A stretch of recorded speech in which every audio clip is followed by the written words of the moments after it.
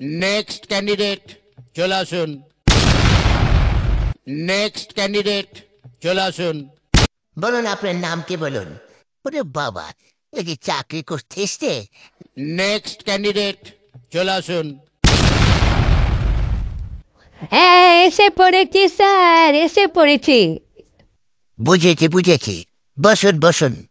আগে এখানে আমি বলবার জন্য আসিনি। বলবার জন্য আমাদের বাড়িতে অনেক পিঁড়ি আছে, আবার অনেক জলচকি আছে, অনেক মাচা আছে। বেশ বেশ, তাহলে দাঁড়িয়ে থাকুন। দাঁড়িয়ে থেকে আমি যা যা প্রশ্নগুলোর উত্তর দেন। হ্যাঁ, বলছি আপনি কি আমাকে চাকরি দেবেন?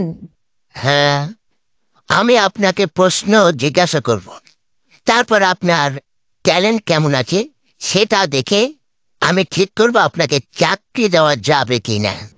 ও, তার মানে আপনি ইন্টারভিউ নিচ্ছেন?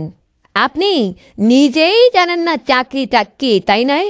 বললাম তো, ইন্টারভিউ পর ঠিক করব আপনি কি চাকরি পাবেন। তা আমাকে মাইনে দেবে কত, সেটা আগে বলুন। আরে বাবা, সেটা তো আপনার যোগ্যতাই ঠিক করে দেবে আপনি কত মাইনে পেতে পারেন। এই তাও মোটামুটি ওই আইডিয়াটা করে বলুন, ওই কত টাকা মাইনে আমি পেতে পারি? মোটামুটি আপনি 10 থেকে 15 হাজার টাকার মধ্যেই পাবেন। আহ, মাত্র 10-15 হাজার টাকা?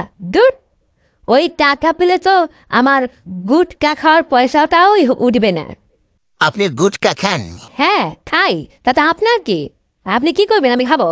ওরে বাবা, এই যে চাকরি করতে এসছে না মারামারি করতে এসছে এখানে? এই কি করো মানে, আপনি এখান থেকে ভাগুন ভাগুন। আমরা কোনো গুটকা খোরকে চাকরি দেই না, যান যান বলছি। ঠিক আছে যাচ্ছি, আপনার চাকরি আমি করলাম না, আমার বয়ে গেছে।